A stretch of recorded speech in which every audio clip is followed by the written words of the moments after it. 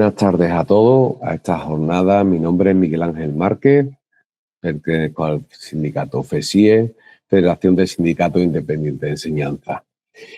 Como he comentado anteriormente, la sesión va a ser grabada para subirla posteriormente a nuestro canal de YouTube.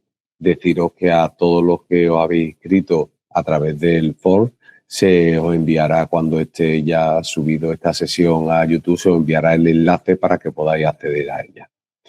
Para la sesión de esta tarde contaremos con la presencia de dos invitadas, Ana Grijalvo, abogada, y María Isabel Mansilla, que es profesora de la Universidad Europea Miguel Cervantes de Valladolid, que nos hablarán y desglosarán un poco y aclarando puntos sobre el Real Decreto 640/2025 del 27 de julio para la creación, reconocimiento y autorización de universidades y centros universitarios. De igual manera, nos hablarán del 9º Convenio de Universidades Privadas y Centros Universitarios Privados y de Formación de Posgrado y del 14º de Educación Universitaria e Investigación. Daros las gracias en nombre de nuestras dos compañeras con las que vamos a pasar este rato, y en nombre de FESIE por agradeceros la confianza y la participación en esta jornada. Y sin más dilación doy paso a nuestra primera invitada, Ana. Buenas tardes, Ana. Buenas tardes a todos. Voy a comenzar yo esta formación, ¿no? Hablando un poco con carácter general de lo que ha supuesto este nuevo Real Decreto, que es el Real Decreto 905 de 2025, de 7 de octubre. Os voy a poner, al tiempo que intervengo y al tiempo que os cuento, una presentación que yo creo que lo va a hacer todo un poquito más ameno. ¿De acuerdo? Entonces, vamos a compartir pantalla.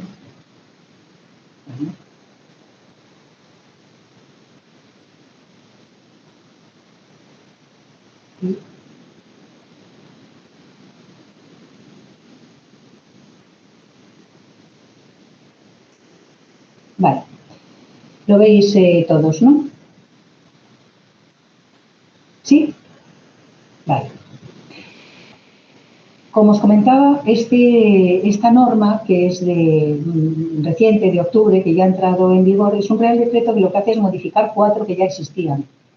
El primero, que es sobre el que va a versar más esta charla o esta formación, ¿no?, como queramos llamarla, es el 640 del 21 y 27 de julio. Este es un Real Decreto que en su momento fue importante porque introdujo una serie de reformas de calado en cuanto a la creación, el reconocimiento, la autorización de universidades. Y lo que hace este nuevo Real Decreto, el 905, 4 años después desde que se publicase el 640, es reforzar y endurecer todos los requisitos que se crearon en el 2021. Resulta curioso que, además, este Real Decreto del año 2025 no ha respetado siquiera los 5 años de adaptación que se dio el Real Decreto del 21, porque había 5 años y al 4.º año pues sale dictan un nuevo Real Decreto de endurecimiento. Las otras normas las tenéis ahí, pues tratan del registro de universidades, expedición de títulos y organización de enseñanzas universitarias y procedimientos para asegurar su calidad. Vale. Importante es, bueno, un poquito lo mismo, se endurecen, y ya os digo, sobre todo es importante que sepamos que endurece los requisitos en cuanto al reconocimiento y, muy importante, también al mantenimiento. Es decir, para crear, y de las existentes, todas se tienen que adaptar a los nuevos requisitos y requerimientos de este Real Decreto. Con lo cual, existe un periodo de adaptación, pero es para todas, las públicas y privadas. ¿El por qué? Vamos a ver ahora por qué. ¿Qué objetivos? Pues mirad, lo que nos dice el Ministerio, que además tiene un artículo, la información que colgó en su página web, pues nos dice que todas las universidades, tanto públicas como privadas, pues cumplan los mismos estándares de docencia, investigación, transferencia de conocimiento y solvencia. ¿Y por qué? Pues dicen, en los últimos años ha habido un auge muy importante de universidades privadas. Y además lo dicen, en los últimos 25 años se han creado 26 privadas y ninguna pública. Entonces, diciendo, bueno, este auge, crecimiento en cuanto a universidades Y respecto del alumnado, porque hay alumnado que decide ir a la universidad privada en vez de a la pública, es un auge que consideran quizás excesivo y lo ligan con lo que ellos consideran que hay muchas universidades de reciente creación que no cumplen los estándares de calidad en docencia e investigación. Y entonces también hacen referencia al aumento de tipología y modalidades, refiriéndose a las universidades virtuales, ¿no? Sobre las cuales además van a establecer en este Real Decreto una regulación y unos requisitos específicos y más duros.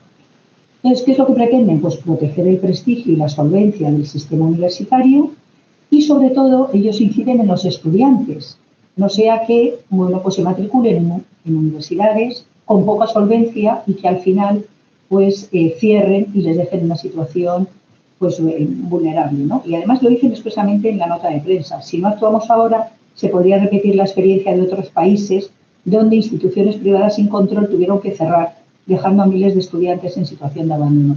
Esto es un poco lo que plantean. Y luego dicen, pero no, nosotros no queremos, no vamos en contra de la universidad privada, ni muchísimo menos. Lo que queremos es que todos reúnan los mismos estándares. El problema que nos vamos a encontrar, y sobre el que además mi compañera Isabel incidirá, es que las universidades privadas tienen muchas veces más problemas para adaptarse a estos requisitos, porque vais a ver que los requisitos, las exigencias que se van a exigir, sobre todo en investigación y en transferencia de conocimiento, pues son importantes. Y eso exige una adaptación de las plantillas. Y eso, pues todos sabemos que no es tan fácil en el ámbito de una universidad privada. Bueno, este es un poco el objetivo que plantean y efectivamente muchos de los requisitos ya estaban contemplados en el 2021. Aquí se contemplan más y además se especifican y se regulan con mayor detalle los que ya existían. Y además se establece alguna cosa que es importante, como son los informes previos que van a ser vinculantes, que antes no eran para la constitución de nuevas universidades. Lo vamos a ir viendo. Endurece además los criterios, los mecanismos de supervisión para las universidades ya existentes, y ahí la ANECA va a tener un papel esencial por este informe de evaluación vinculante que antes era preceptivo para la constitución de nuevas universidades. Vale. ¿Cuáles son los principales cambios? Bueno, pues requisitos más estrictos para la creación y reconocimiento de universidades. Vamos a ver un refuerzo de la calidad docente e investigadora. Se regulan específicamente las virtuales, que se les denomina universidades de especiales características. Se va a prestar mucha importancia a la sostenibilidad económica, exigiendo garantías, incluso avales. Se va a reforzar la acreditación institucional y los sistemas de calidad internos y externos. Se exigen requerimientos de transparencia y seguimiento y el establecimiento de unos comités éticos. Todo esto son una serie de obligaciones que inciden de manera directa en el personal al servicio de las universidades, no solamente el personal docente e investigador, también se va a generar la exigencia de un personal exclusivamente investigador, pero hablamos también del personal técnico que se va a necesitar, además del personal de administración y servicios, que puedan dar soporte a todo este trabajo que se va a exigir, porque lo que se exige no es trabajo en sí, se exigen resultados, como vamos a ver. Entonces, en cuanto a los cambios, ¿cuáles serían los requisitos exigidos para la creación y reconocimiento? Pues mirad, un proyecto global que cada universidad tiene que tener en su memoria, que va a integrar pues, todo lo que son las funciones universitarias de docencia, investigación y transferencia. Se va a exigir una masa crítica de estudiantes y de profesorado en función de las ratios y de su calidad, la sostenibilidad económica, y se les va a exigir también que acrediten, y esto será también en la memoria que tengan que presentar, la experiencia de los gestores, la experiencia en la gestión universitaria. Se les va a exigir que acrediten su trayectoria profesional. El informe positivo, preceptivo y vinculante por primera vez de la ANECA, la Agencia de Evaluación y Acreditación, o la nacional o la correspondiente autonómica. Yo os digo que el informe es vinculante. Ya lo veremos, pero si es negativo, que fijaros, si no lo emite, que tiene el plazo de 1 año y no lo emite, el no emitirlo es denegatorio. Y entonces ya hay un plazo de 2 años por el cual no puedes presentar ese mismo proyecto. Hay una penalización en 2 años, no haces nada. Y luego ya volvemos a empezar. La masa crítica que hablábamos de estudiantes, se va a exigir 4.500 estudiantes a los 6 años. Además, se va a exigir una oferta de plazas de alojamiento para el 10% de los estudiantes presenciales. Estas plazas de alojamiento pueden ser propias o mediante colaboración con terceros a través de convenios. Y aquí hay una excepción, y es que las universidades que se habían creado con anterioridad al decreto 640 del 21 estarían exentas. Se les exige, que ya se venía exigiendo desde 2021, una oferta académica diversificada de 10 grados, 6 másteres y 3 doctorados, al menos en 3 ramas de conocimiento. En el 21 eran 2 de doctorado, ahora se incrementan 1, con lo cual vemos por dónde van los tiros, ¿no? Es decir, reforzar las tareas y la función investigadora y de transferencia a las universidades.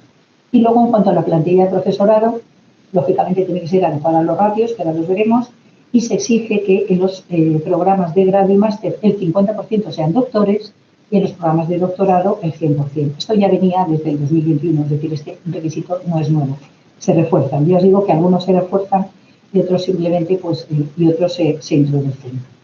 Respecto del informe este que hablábamos, preceptivo y vinculante de la ANECA lo que va a analizar, ¿qué es? Pues la ANECA analiza la calidad de la oferta docente, la disponibilidad, características y adecuación de la plantilla de profesorado que sustenta esa actividad docente, investigadora y de transferencia.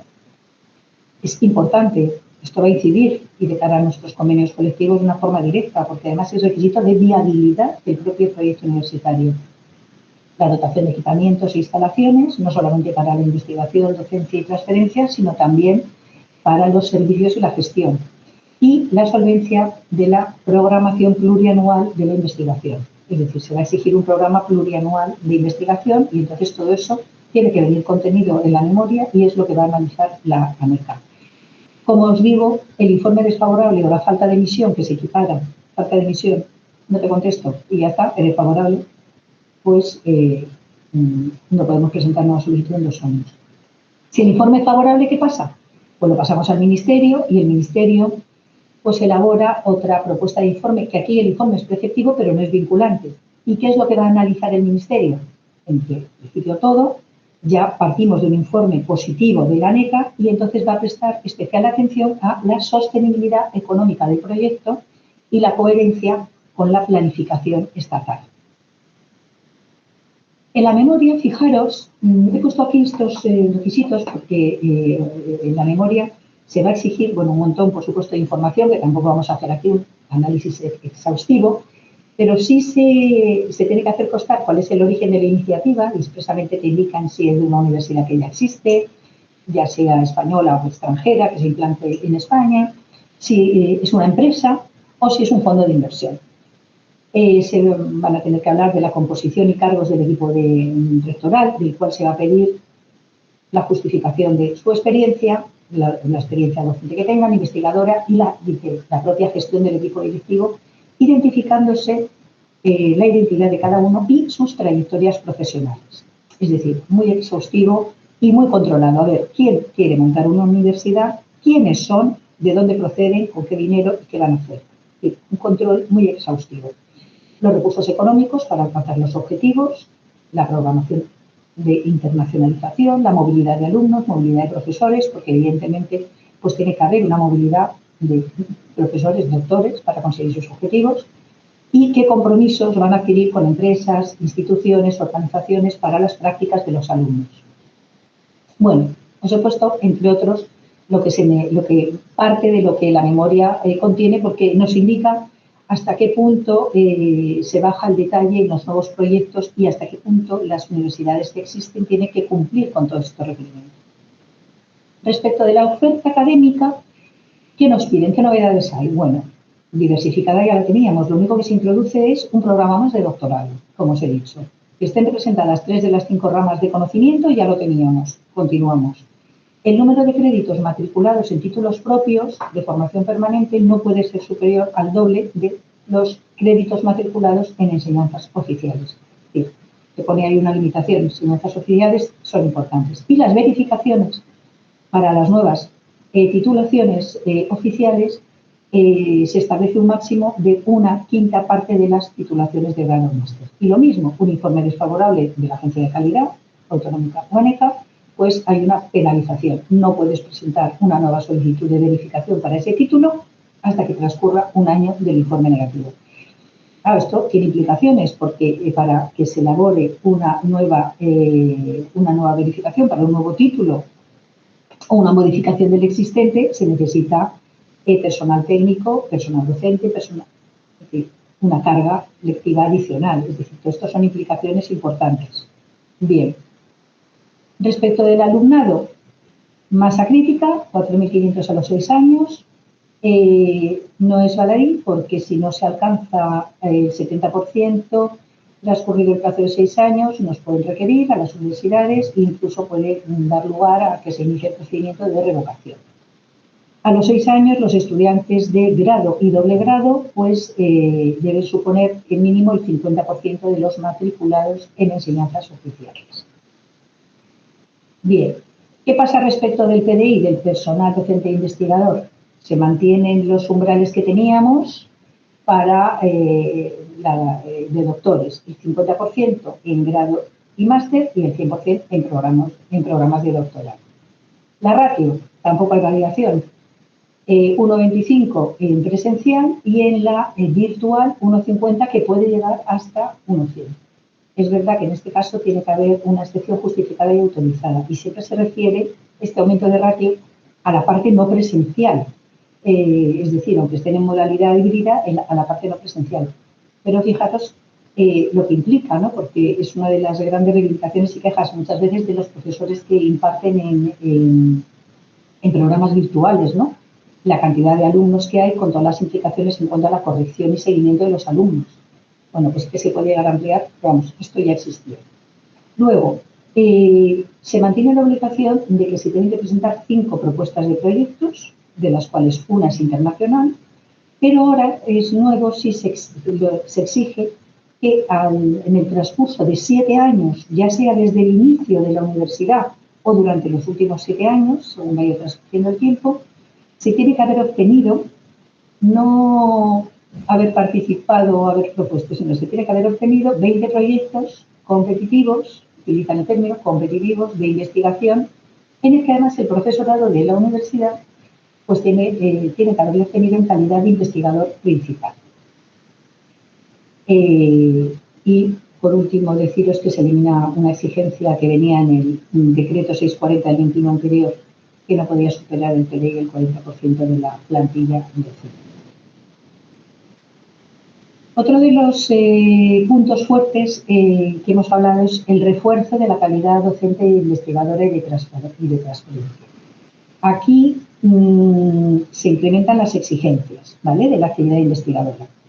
No solamente porque hay un programa más de doctorado, con lo que implica, se mantiene el 5% del presupuesto total, que eso lo teníamos ya de 2021. Ese 5% del presupuesto, que en el caso de las universidades privadas se refiere a la cifra neta de negocio, se tiene que dedicar a programas de investigación y transferencia y solamente se tienen que incluir gastos de personal fijados dedicado en exclusiva a la investigación y transferencia, con sus correspondientes unidades de apoyo, ya sea personal técnico, administración y servicios. De tal manera que aquí estarían excluido el personal PDI, personal docente, aularios, despachos, servicios, nada relacionado con la docencia, solamente y exclusivamente la investigación.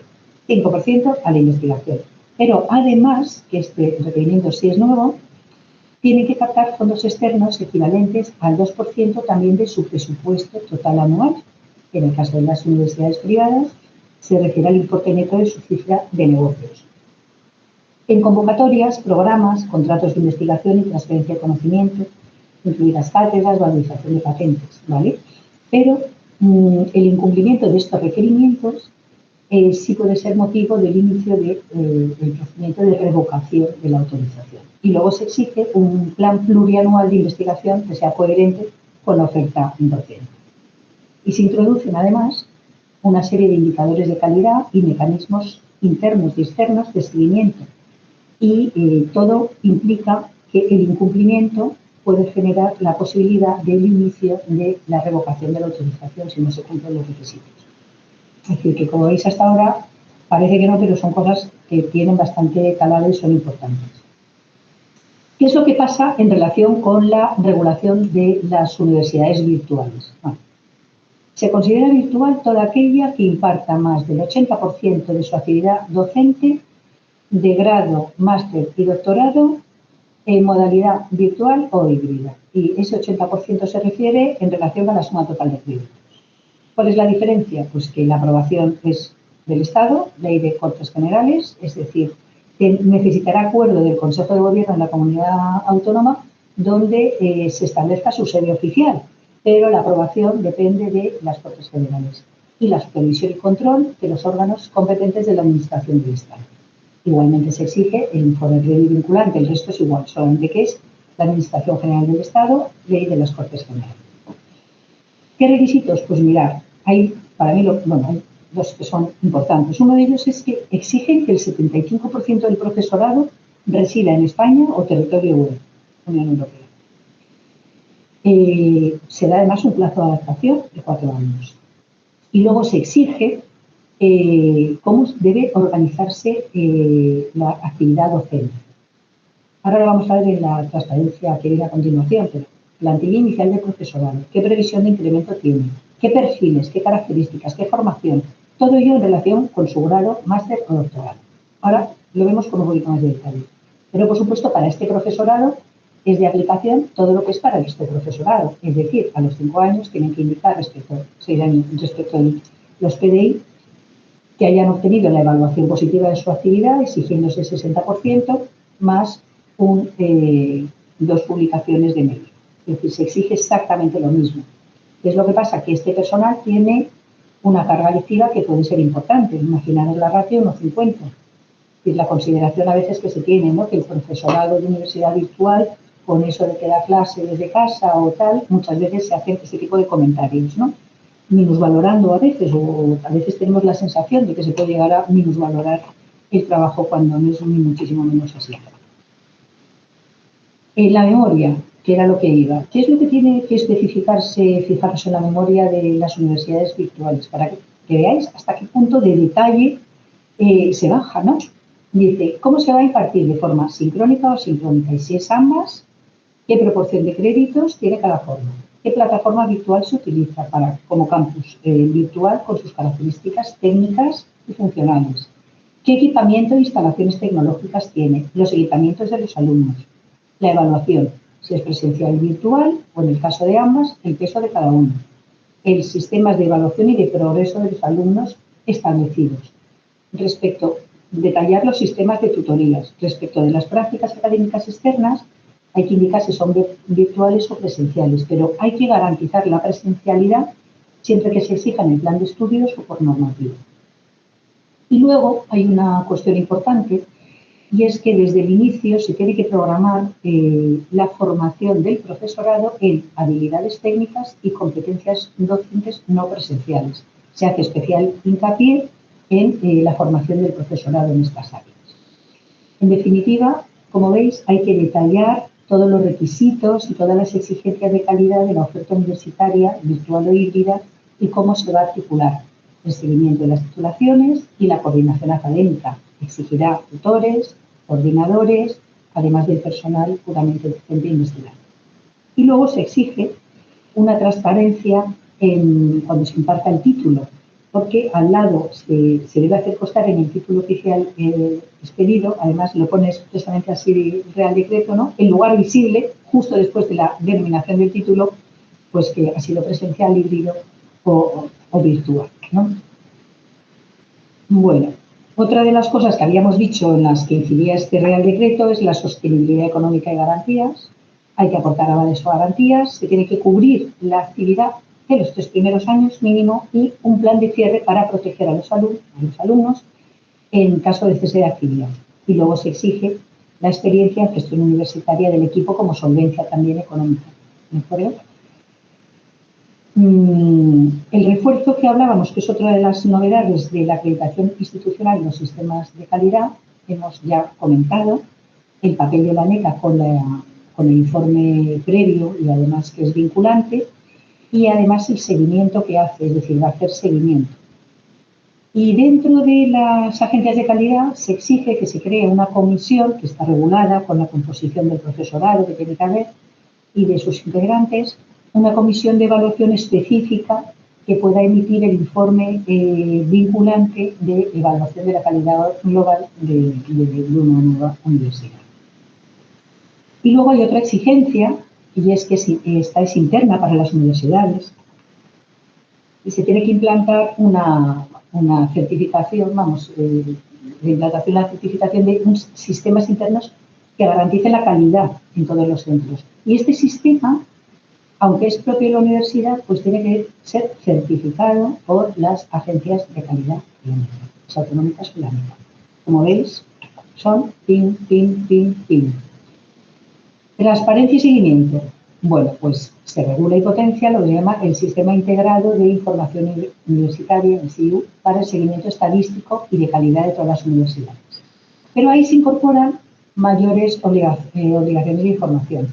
Estudiantes matriculares, egresados, resultados académicos, valor medio del precio de matriculación para cada título, recursos internos y externos, volumen de ingresos medidos como importe neto de la cifra de negocio, es decir, una serie de información que tienes que poner en este sistema integrado.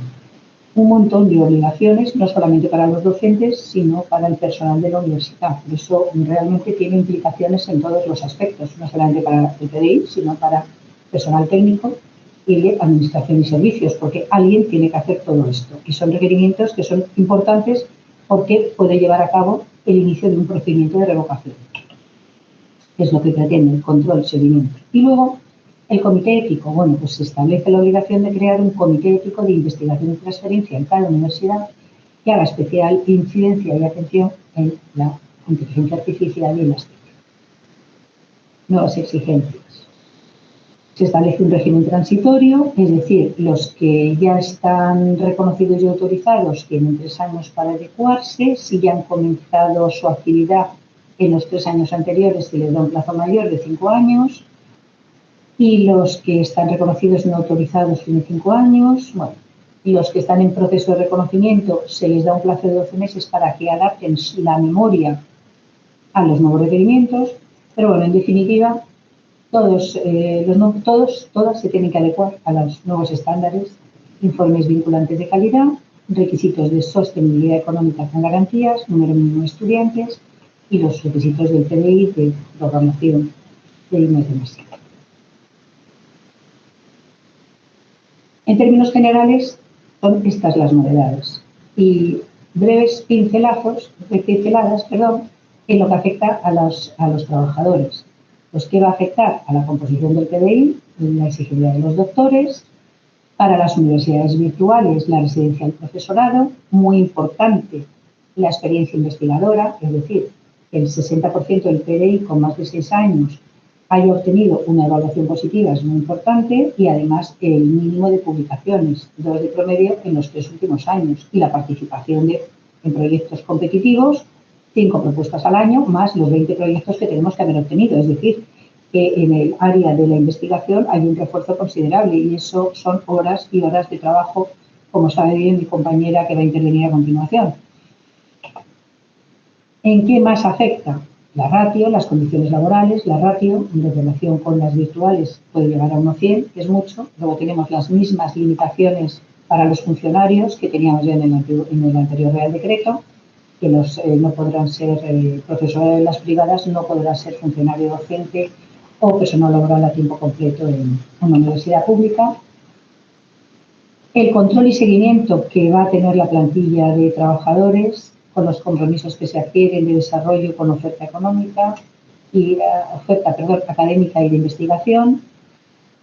Los planes de mejora que te pueden imponer desde la agencia con la posibilidad de revocación, es decir, vas a tener la espada de Damocles constantemente porque es un control y un seguimiento permanente. La obligación de esta actividad investigadora que hemos hablado, que es muy importante. Y, en definitiva, pues para las virtuales muy importantes esos programas de formación en competencias digitales y el comité ético, ¿no? La ética y buenas prácticas. Conclusión, para no reiterarme, pues se tiene que eliminar la precariedad, se tienen que establecer exigencias O sea, plantillas estables, cualificadas, con dedicación completa o parte de ella completa y sobre todo con una proyección profesional, porque es una exigencia continua, no es que he alcanzado esto y ya me duermo en los laureles, la exigencia es continua. Y todas estas obligaciones para el PDI pues exigen un obligatorio y necesario refuerzo del personal técnico de administración y de servicios. Entonces, en definitiva, las universidades, especialmente las privadas, tienen que revisar y adaptar todas sus estructuras laborales, la dedicación de los tiempos, la docencia, tendrá que reducirse la docencia para poder incrementar la investigación, regularizar vínculos contractuales, en definitiva, redefinir sus plantillas. Y este es el escenario en el que nos vamos a mover en la negociación colectiva en los futuros convenios, porque ahora mismo están aprobados ya los 2 convenios colectivos relativos a universidades. Y con esto, pues paso la palabra a mi compañera Isabel, si tenéis alguna duda o pues, después de la intervención de Isabel, espero haber sido más o menos clara y haberos conseguido transmitir pues lo que implica el nuevo Real Decreto de Universidad, es decir, mayores exigencias. En las privadas, como sabéis, a veces pues es más complicado de que se cumplan porque nuevamente pues tenemos una carga docente pues muy elevada que nos impide a lo mejor dedicarnos a otras labores. Pues muchísimas gracias por vuestra atención. Muchísimas gracias, Ana, por tu explicación. De todas formas, como ha comentado Ana, al final, o si queréis ahora, pero si no después, al final de la exposición de Isabel, pues dejaremos un tiempo por si queréis hacer alguna consulta, alguna de las dos, sobre las partes que han estado expuestas. Pues le damos, sin más, a Isabel la palabra. Muchas gracias. Quería darte las gracias, Miguel Ángel, y por supuesto dar las gracias a Ana porque lo explica todo tan bien que podréis pensar que no tengo mucho que decir y efectivamente ella lo ha contado todo fantásticamente. Yo me voy a dedicar a intentar ejemplificar, porque como yo lo vivo desde dentro, de cómo nos afecta estas cuestiones, ¿no? Con lo cual, bueno, pues... a ver si puedo avanzar esto. Bien, lo primero que nos deberíamos preguntar es por qué han adelantado ese Real Decreto, como bien comentaba Ana en su intervención, no han dejado pasar ni siquiera 5 años, sino que a los 4 años ya han decidido que era el momento. Bueno, pues echad una ojeada a las cifras. Una cosa es decirlo y otra cosa es verlo. He hecho una clasificación de universidades privadas. Es algo que no es público, es decir, aparece en el registro de universidades, evidentemente, pero hay una gran diferencia entre las universidades con ánimo de lucro y con universidades sin ánimo de lucro. Las universidades privadas con ánimo de lucro, que pueden ser, pues, por ejemplo, la Alfonso X el Sabio, la Camilo José Cela, la universidad en la que yo trabajo, que es la Europea Miguel de Cervantes, estaríamos hablando de 17 instituciones, aunque, por ejemplo, la Universidad Europea tiene múltiples sedes, con lo cual se multiplica el número si consideramos unidades. Las universidades privadas sin ánimo de lucro, que era lo que, bueno, pues tradicionalmente era el modelo de universidad privada que existía en España desde hace muchísimo tiempo, bueno, pues son 18 y la gran mayoría, bueno, pues tienen filiación religiosa, como puede ser la Católica de Ávila o la Pontificia de Comillas o la Pontificia de Salamanca.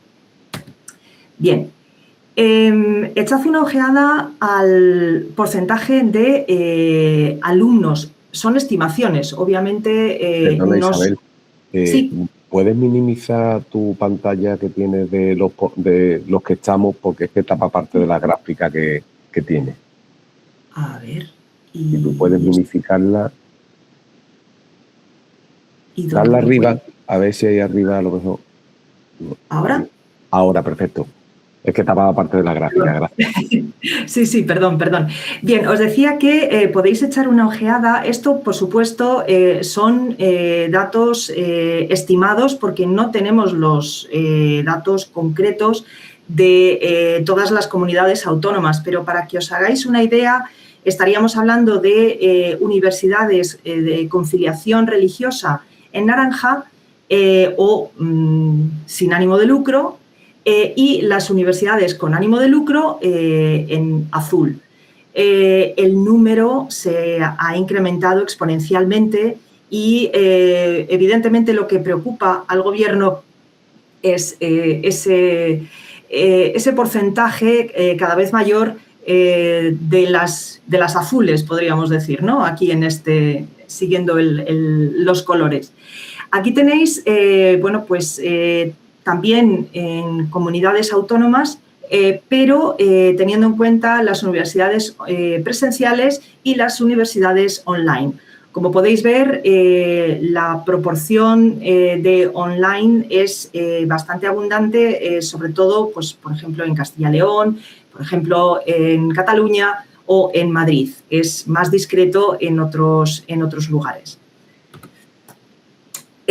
Como veis, el número de alumnos ha crecido exponencialmente también en la modalidad online, en las privadas con ánimo de lucro, fundamentalmente. No se aprecia ese crecimiento en las privadas sin ánimo de lucro. Con lo cual, tendríamos que prácticamente habría un 62% del alumnado pertenecería a esas universidades con ánimo de lucro y un discreto, no llega al 38%, estarían matriculados en las universidades sin ánimo de lucro. Y de ese cómputo total, el 22,5% serían alumnos que están matriculados online y el 77% restante estarían en presencial. Bien, podríamos pensar, pues a lo mejor nos estamos intentando... Hay diferencias entre las privadas con ánimo de lucro y sin ánimo de lucro, teniendo en cuenta que mayoritariamente empezaron su andadura con una afiliación religiosa, que a lo mejor las áreas de conocimiento sean un poco diferentes, pero vemos que no. Que tenemos, por ejemplo, un área, por coger un área así a vuela pluma, derecho, tenemos un 16,7% en una universidad sin ánimo de lucro y en ánimo de lucro tendríamos un 12%, es decir, bueno, pues es un poquito inferior.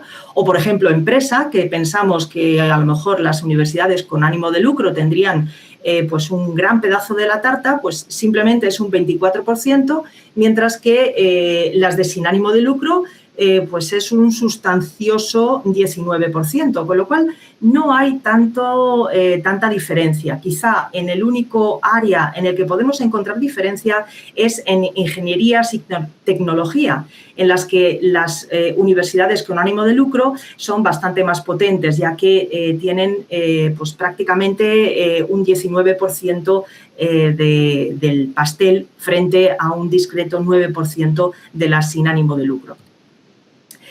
En el caso de las universidades online, pues la verdad es que por las dificultades técnicas que algunas áreas plantean, por ejemplo las ciencias, prácticamente no aparecen reflejadas en esta tarta, pero por ejemplo salud, que parece que también tiene una dificultad añadida, cada vez está más presente y está equiparada, por ejemplo, a la comunicación.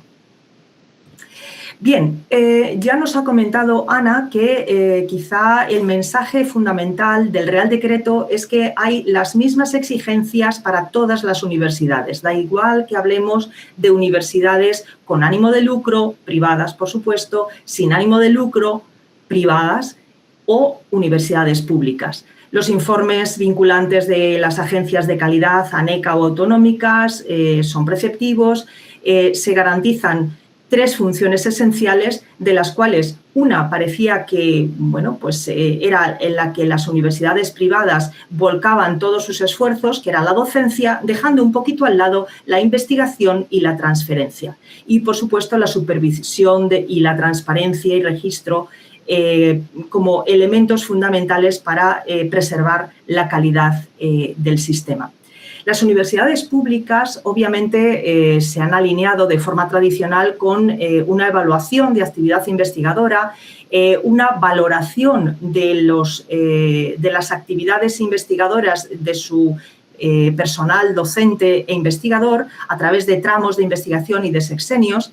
Y este personal docente e investigador es funcionario que está sujeto a esa evaluación continua, cosa que hasta el momento del Real Decreto los que trabajábamos en las universidades privadas no teníamos ese tipo de obligaciones. ¿Qué ocurre con estas nuevas directrices del Real Decreto? Que las universidades privadas, evidentemente, se les pide masa crítica, como ya ha comentado Ana. Tenemos que conseguir el 5% de nuestro presupuesto como volumen de negocio, dedicarlo a la investigación. Hasta ahí, es una obligación, se hace y ya está. El problema aparece en ese 2%. Ese 2% lo tenemos que conseguir en convocatorias competitivas, es decir, tenemos que competir con universidades públicas para conseguir fondos para poder financiar esa investigación. Os pongo un ejemplo. Si tenemos una universidad con un presupuesto de 5 millones de euros, por ejemplo, el 2% significaría que tendríamos que arañar 100.000 euros en una competencia pública. Obviamente, eso es absolutamente inasumible por parte de las universidades privadas. Que tenemos, además, que incrementar el porcentaje de doctores. Obviamente, eso implica una mayor inversión en personal. La actividad investigadora acreditable, significa ese 5% propio y el 2% externo dedicado a investigación. La oferta académica mayor y más diversificada redunda, obviamente, en mayores necesidades para contratar profesorado, etcétera. Con lo cual, si echamos una ojeada a lo que nos está pidiendo el Real Decreto en lo que se refiere al personal docente e investigador, he elaborado esta pequeña tabla para hacernos idea de todo lo que implica el Real Decreto. Por supuesto, tenemos una exigencia de actividad investigadora, tenemos unos requisitos de dedicación que se han modificado, tenemos una docencia con una oferta más amplia, eso implica que hay que contratar más profesores, evidentemente, y el aumento y el control de la supervisión del desempeño hace que el PDI de las universidades privadas estén jugando en la misma liga, podríamos decir, que los compañeros PDIs en las universidades públicas. ¿Qué ocurre con el personal técnico de administración y servicios? Pues que obviamente todo ese incremento de exigencias administrativas y de control interno hace que sea absolutamente necesario su implicación. También es necesario más personal. Ese crecimiento de estructuras administrativas, por ejemplo, ofertar plazas de alojamiento o gestionar una mayor oferta académica, hace que se tensionen departamentos como pueden ser el departamento de marketing o el departamento de atención al estudiante. El incremento de acreditaciones y certificaciones internas y externas y el contacto con las agencias, tanto la ANECA como las agencias autonómicas de calidad, hace que sea obligatorio que muchos de nuestro personal técnico de administración sean expertos en calidad y, obviamente, se da una mayor carga asociada a muchos ámbitos, como puede ser, por ejemplo, la gestión de modalidades online en las que pues se exige el mantenimiento de plataformas, servicios digitales y toda la documentación asociada, con lo cual bueno, pues el volumen de personal que genere todo este servicio es importantísimo. Como comentaba, quizá lo más grave es que bueno, tenemos una obligación, que es esa financiación interna. Al menos el 5% de nuestro presupuesto tiene que ir destinado a la investigación y excluye todos los gastos que estén relacionados con otros ámbitos que no sean 100% investigación, como ya ha dicho Ana. Pero quizá lo más grave es esa financiación externa, captar fondos equivalentes al 2% del presupuesto en convocatorias, en programas y contratos de investigación que son públicas, pero que muchas veces bueno, pues, tenemos el acceso capado, sobre todo cuando hablamos de las universidades con ánimo de lucro. Además, bueno, lo que decía Ana, ¿no? Esa espada de Damocles está ahí porque si no cumplimos esta cuestión, pues la consecuencia grave es la revocación e incluso el cierre, ¿no? de la universidad. Os he puesto unos ejemplos para que veáis bueno, pues, lo que implica. Cuando hablamos de ratio, no estamos hablando de un profesor por cada 25 estudiantes en el aula. Esa no es la interpretación que se hace. El Real Decreto plantea esto, pero lo hace de una forma abierta, con lo cual normalmente lo que se especifica es un contrato de profesor por cada 25 estudiantes. Pero el profesor puede llegar a tener hasta 50 estudiantes presenciales en el aula, ¿de acuerdo? Lo que sí que es cierto es que si, por ejemplo, tenemos una masa crítica de 4.500 estudiantes, lo normal es que esa universidad tenga 180 profesores, personal de administración, perdón, personal docente e investigador, y de esos 180, al menos 90 tienen que ser doctores. ¿De acuerdo? En online, obviamente, se reduce el número de profesorado, con lo cual, con los mismos estudiantes, tendríamos que tener obligatoriamente 90 profesores contratados. En el caso de la investigación, bueno, el 60% del personal docente e investigador tiene que ser doctor y tienen que tener 6 años de experiencia postdoctoral. Eso significa que todos estos doctores que llevan ya 6 años de experiencia tienen que tener al menos una evaluación positiva de actividad investigadora,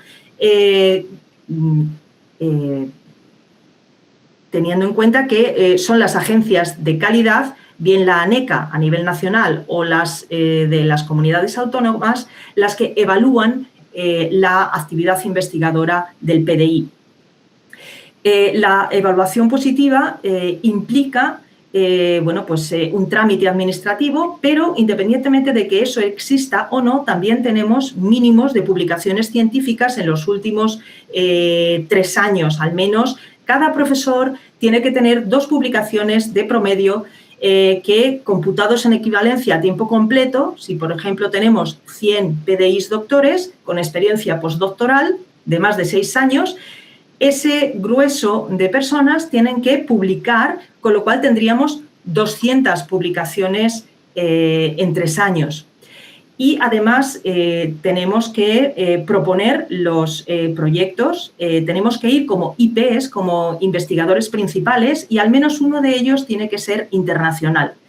Es decir, que las universidades privadas tienen que tener al menos 20 proyectos competitivos de investigación contando con IPs principales de su propia plantilla, de su PDI, a los 7 años desde el inicio de la actividad o durante los 7 últimos años.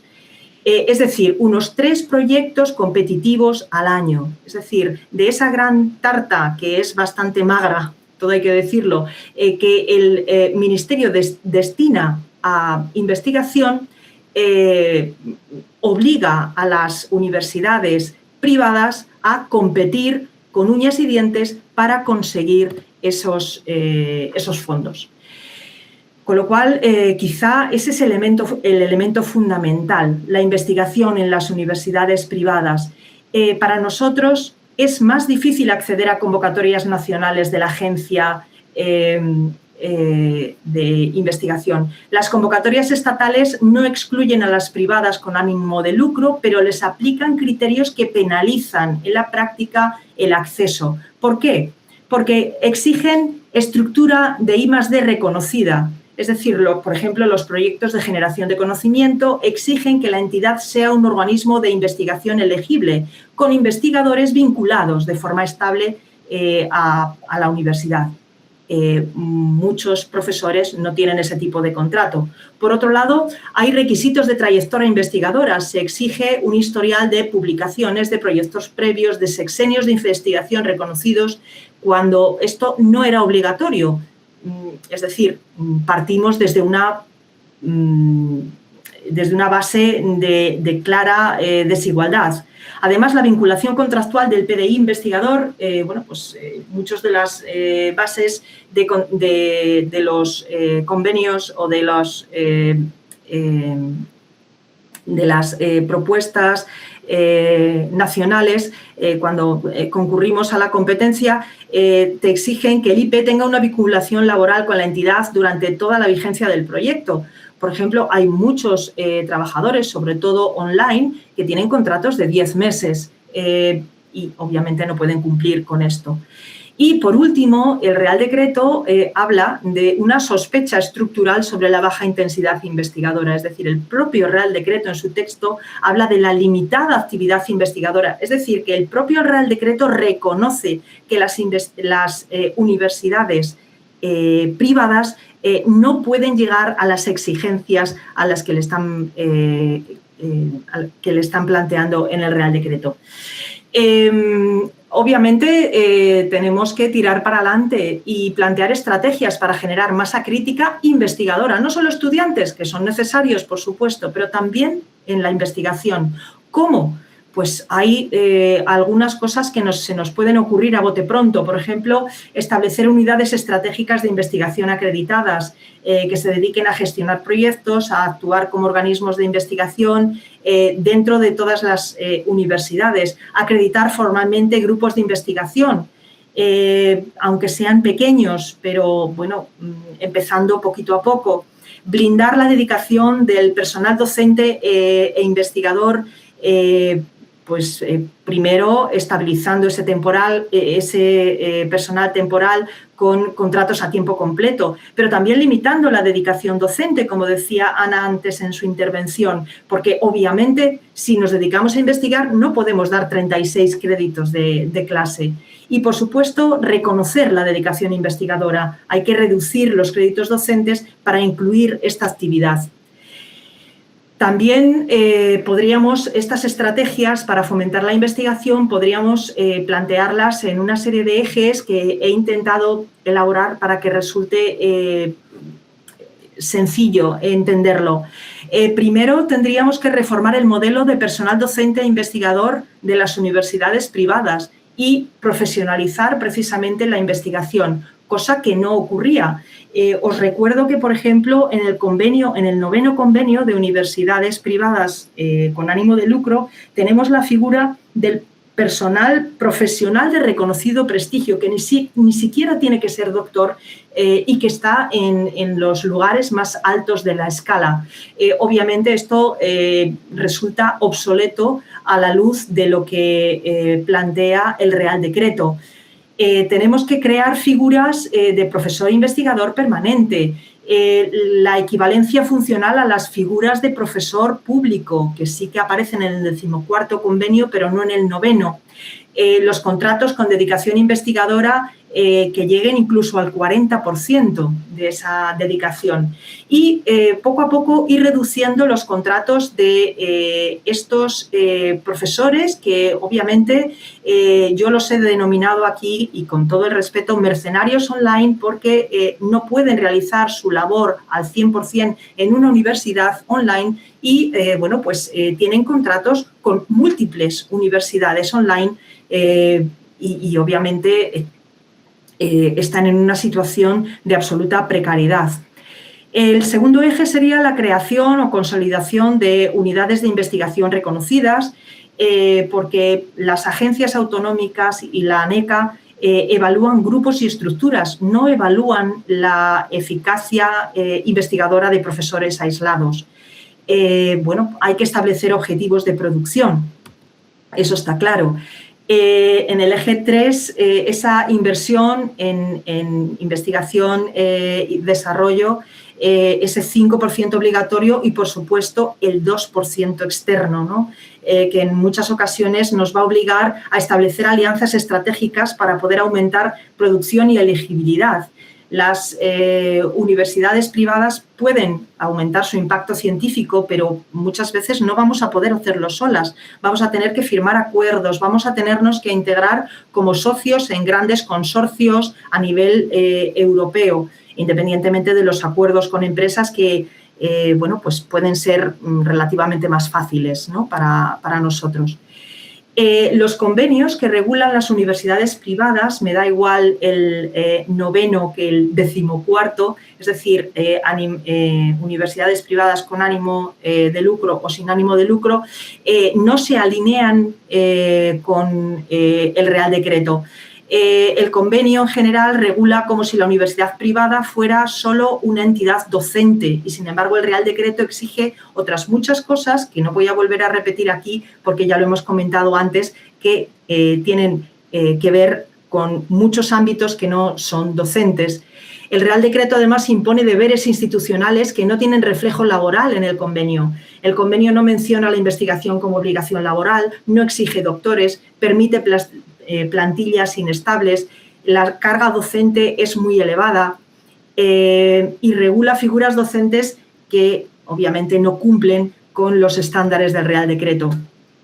¿Qué tenemos que hacer? Pues obviamente cuando abordemos estos convenios, el personal docente e investigador, lo fundamental es plantear un plan de estabilización del personal docente e investigador con una conversión progresiva de contratos temporales a contratos estables, optar a figuras permanentes que estén ya reguladas en la universidad pública y que los criterios de carrera profesional sean claros y, por supuesto, reivindicar una reducción técnica de carga docente para los profesores con actividad investigadora.